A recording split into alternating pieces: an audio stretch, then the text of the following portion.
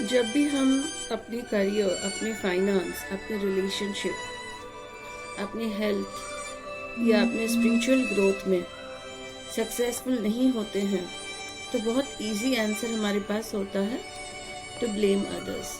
हम करियर में सक्सेस नहीं गए because of colleagues, because of boss, because of company, because of family.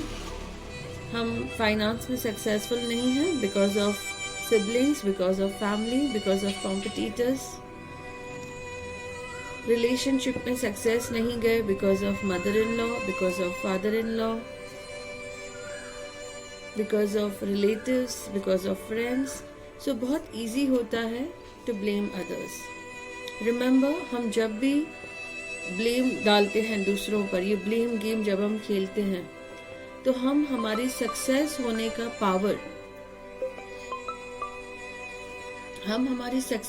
का पावर, दूसरों के हाथ में दे देते हैं और अपनी एनर्जीज को हम ब्लॉक कर देते हैं। एनर्जीज बिल्कुल कोशिश नहीं करते हैं उस फील्ड में सक्सेस होने की। फॉर एग्जाम्पल, आपको प्रमोशन मिलना था, आपको नहीं मिला, आपने ब्लेम डाल दिया आपके कलीग के ऊपर कि उस कलीग के पॉलिटिक्स की वजह से मुझे प्रमोशन नहीं मिला। पर आपने एफर्ट्स डालने छोड़ दिया, आपने अपने आप को अपग्रेड करना छोड़ दिया, आपने जो आपको और एफिशिएंसी चाहिए आपके जॉब में, आपके काम में, आपने उसके ऊपर एफर्ट्स डालने छोड़ दिए बिकॉज आपके माइंड को एक एक्सक्यूज मिल गया कि इस कलीग की वजह से मेरा प्रमोशन नहीं हुआ। इस तरह से हम हमारे ब्रेन को इनएक्टिव कर देते हैं, अपने एफर्ट्स को इनएक्टिव कर देते हैं just by blaming others. Office में काम नहीं चल रहा है, बच्चों के ऊपर ब्लेम कर दिया कि बच्चे घर पे तंग करते हैं या फिर इन लॉज तंग करते हैं। इस तरह से ब्रेन को हम एक्सक्यूजेस देकर लेजी बना देते हैं, ब्रेन अपना एफर्ट्स डालना छोड़ देता है। यहाँ पर मैं आपको राशि वाइज गाइड करने वाली हूँ कि कौन सी राशि कौन से लोगों को ब्लेम करती है और उसका सल्यूशन क्या है। आपको रिस्पॉन्सिबिलिटी अपने हाथ में उठानी है। आप जब रिस्पॉन्सिबिलिटी अपने हाथ में उठाएंगे तो आप हर एक चीज में पॉजिटिविटी देखेंगे, आप नेगेटिविटी नहीं देखेंगे। आप दूसरों के पॉजिटिव क्वालिटीज देखेंगे। जैसे आपको प्रमोशन नहीं मिला, आपके कलीग को प्रमोशन मिला, तो आप उसका हार्डवर्क, उसका सिंसेरिटी, उसके एफर्ट्स, उसके पास्ट एफर्ट्स, उसका पर्सनालिटी, हर एक चीज को आप अप्रिशिएट करेंगे और वो क्वालिटीज अपने अंदर लाना स्टार्ट करेंगे। आपकी नौकरी छूट गई आपके कलीग की वजह से, इसमें भी आपको रिस्पॉन्सिबिलिटी उठानी है कि आपने कोशिश क्यों नहीं की दूसरे कंपनीज में ट्राई करने के लिए, आप क्यों उसी कंपनी के ऊपर डिपेंडेंट बैठे थे। तो इस तरह से जब आप रिस्पॉन्सिबिलिटी अपने ऊपर लेंगे तो आपको हर प्रॉब्लम का सल्यूशन दिखाई देगा। ब्लेम गेम से आपका गेम बहुत इजी हो जाएगा और आप गिव अप कर देंगे, आप एफर्ट्स नहीं डालेंगे। So let's take guidance from tarot राशि wise and let's see tarot क्या गाइड करता है, कहाँ हम ब्लेम करते हैं और कहाँ हमें रिस्पॉन्सिबिलिटीज को उठाना है। लियो राशि, आप कहाँ पर ब्लेम गेम खेलते हैं और सक्सेस नहीं जाते हैं। आप एफर्ट्स डालना बंद कर देते हैं और सल्यूशन की तरफ ध्यान नहीं देकर आप उस ब्लेम गेम की तरफ ध्यान देते हैं। यहाँ पर लियो राशि के लिए रीडिंग हो रहा है। टैरो हमें गाइड कर रहा है कि आपके घर में डोमेस्टिक हैप्पीनेस नहीं है, पीस नहीं है, शांति नहीं है, सुकून नहीं है और उसका जो ब्लेम है वो आप फैमिली के ऊपर डालते हैं। आप बहुत कुछ आपकी लाइफ में चेंज कर सकते हैं। जैसे टैरो यहाँ पर एडवाइस दे रहा है कि आप थोड़ा सा इमोशनल डिसीजन ले सकते हैं। आप बहुत लॉजिकल हैं, लियो राशि वाले ओवर लॉजिकल होते हैं। पैसा, प्रॉपर्टी आपके लिए बहुत इम्पोर्टेंट होता है, more than your family, more than your emotional life. जो आगे जाकर आप ही की हेल्थ को अफेक्ट करता है।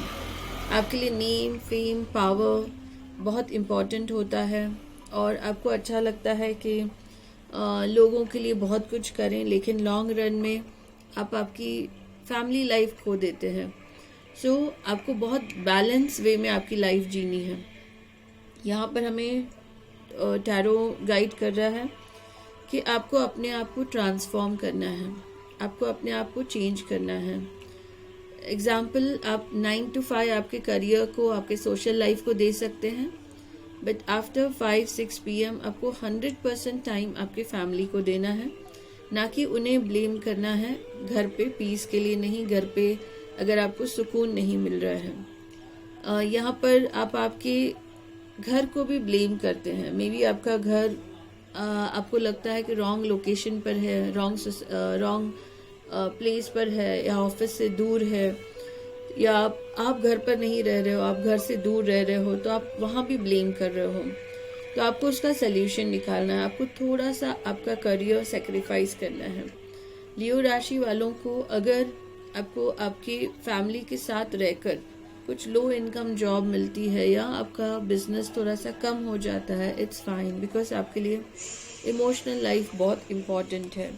सो टैरो यहाँ पर एडवाइस कर रहा है कि आप कुछ एफर्ट्स नहीं उठा रहे हैं, आपकी डोमेस्टिक हैप्पीनेस नहीं है, आपको सुकून नहीं मिल रहा है, और इसका ब्लेम आप आपके करियर पर डाल देते हैं, आपके पार्टनर्स पर डाल देते हैं, आप आपके प्रॉपर्टी या होम लोकेशन के ऊपर डाल देते हैं, होम टाउन के ऊपर डाल देते हैं।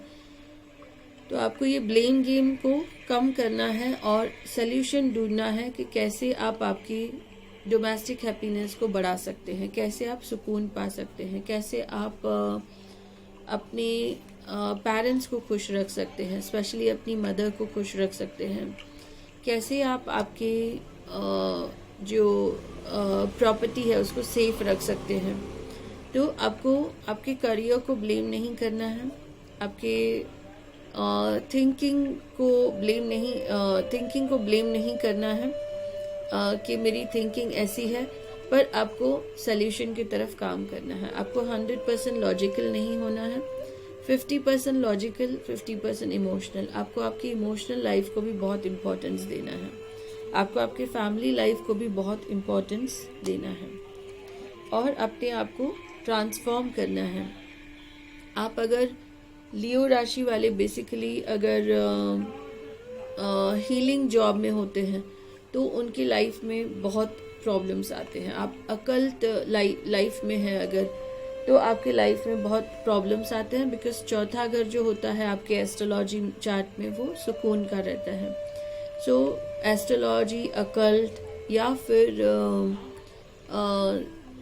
CID या कोई डिटेक्टिव का काम, ऐसे काम आपके लिए अच्छे नहीं रहते हैं। तो अगर काम की वजह से आपकी जो घर की पीस है वो डिस्टर्ब हो रही है, तो अपने काम को आपको चेंज करना है, और आपको आपके पीस को, घर की जो शांति है, डोमेस्टिक हैप्पीनेस है, सुकून है, उसको आपको बहुत इम्पोर्टेंस देना है। I hope you all will like this video. Kindly like it, share it and subscribe to the channel. Thank you.